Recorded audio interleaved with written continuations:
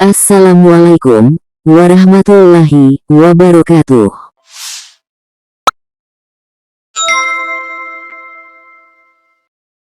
Kisah sukses pengusaha mebel. Alkisah, warga Padang Sumatera Barat, terkenal dengan jiwa merantaunya. Tidak sekalipun pulang, sampai cita-cita digapai. Tidak mudik, manakala kesuksesan belum diraih.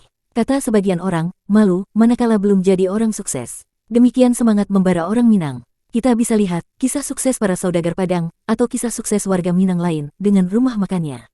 Meski bukan keturunan Minang, Arab ataupun Cina, Ibu Sumarti, 48 tahun, adalah satu dari sekian pengusaha yang mewarisi semangat mereka. Istri dari Pak Samsul, 54 tahun ini, telah banyak makan garam soal perdagangan. Sejak SD, dirinya sudah terbiasa membantu, melayani pembeli di kios kelontong milik orang tuanya, tepatnya di Pasar Induk Wanadadi, Banjarnegara. Ajaran melayani pelanggan sebaik-baiknya, jujur dan murah senyum, telah ia terima sejak itu.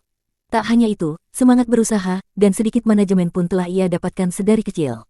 Tak heran, kemudian dalam perjalanan usahanya, ketika ia sudah mandiri bersama sang suami, dirinya mengaku jarang sekali merasa sulit dalam usaha mebelnya yang telah ia mulai sejak tahun 1985 silam. Mebel Rido, demikian nama toko dari pasangan suami istri ini. Bagi Bu Marti, usaha mebel bukanlah usaha yang pertama. Ibu tiga anak ini menuturkan bahwa ia sebelumnya juga membuka warung kelontong di Pasar Induk Wanadadi, namun karena alasan pindah rumah, ia berhenti berjualan. Kita juga pernah jualan buku mas, kebetulan ada SMP Wanadadi di depan rumah, namun akhirnya berhenti juga karena koperasi sekolah mewajibkan siswanya membeli buku di sekolah, jelasnya.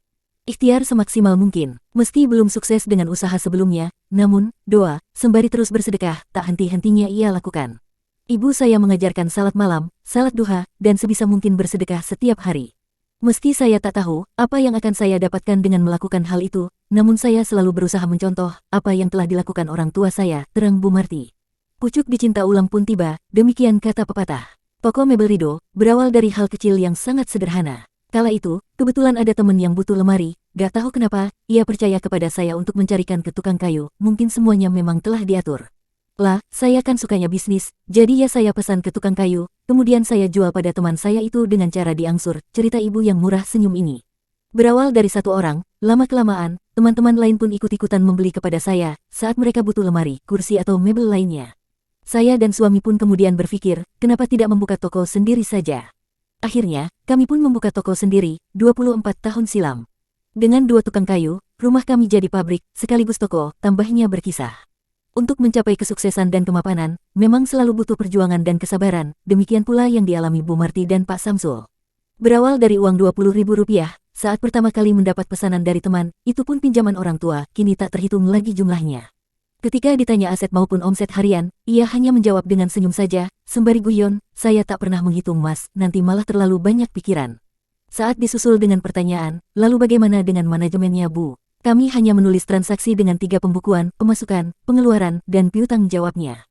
Tak lagi menjadikan rumah sebagai pabrik sekaligus toko, namun tokonya telah dibangun sendiri, meski berada di samping rumah. Pabriknya pun sudah berdiri sendiri, berada di daerah Purbalingga. Kini toko mebel Rido telah memiliki 25 karyawan, 15 orang tukang kayu, dan 10 orang pelayan di toko. 2 anaknya yang kini telah berkeluarga pun membuka cabang di Karangkobar dan Linggamerta, Banjarnegara. Pak Samsul memberikan resep kepada kita semua seputar kesuksesannya. Menurutnya, salah satu kunci suksesnya, ia biasa menjual mebel lebih murah. Harga beli di toko lain, menjadi harga jual di toko mebel Rido ini. Saya selalu membayar lunas barang yang dikirim oleh sales, sehingga saya bisa dapat harga lebih murah, jelas lulusan sebuah STM di Yogyakarta ini. Kami tak pernah promosi, tapi alhamdulillah, langganan kami dari mana-mana, tak hanya Banjarnegara saja, tapi juga luar kota. Bahkan ada langganan kami dari Sumatera, kulakan di sini, dan dijual lagi di sana, tambahnya. Untuk menemukan tokonya, anggota Tamzis Wanadadi Banjarnegara ini, tidaklah sulit, letaknya yang strategis di Jalan Raya Wanadadi, tepatnya depan SMP Negeri 2 Wanadadi. Buka dari jam setengah 7 pagi, hingga jam 5 sore. Kini, untuk urusan simpanan harian maupun investasi, dipercayakan kepada Tamzis. Saya percaya dengan Tamzis, begitu juga Mbak Umi marketing Tamzis Wanadadi yang setiap hari datang. Nyaman, dan enak, kata ibu yang telah ziarah haji ini. Suami istri itu saling melengkapi, barangkali begitu juga dengan toko mebel Rido. Di sisi lain, Bu Marti mengungkap rahasia suksesnya. Menurutnya, sebagai penjual, harus murah senyum, dan nyedulur, atau membina persaudaraan. Saya suka guyon mas, bersilaturahim dan ngobrol, kalau kita berniat baik dan husnuzon, insya Allah, kita akan banyak saudara, katanya. Untuk urusan rezeki, Allah telah menentukan, yang penting kita selalu berdoa, ikhtiar, dan jangan lupa selalu beramal meski sedikit, tapi kalau bisa kita usahakan rutin, tambah alumni PGAN Banjarnegara ini.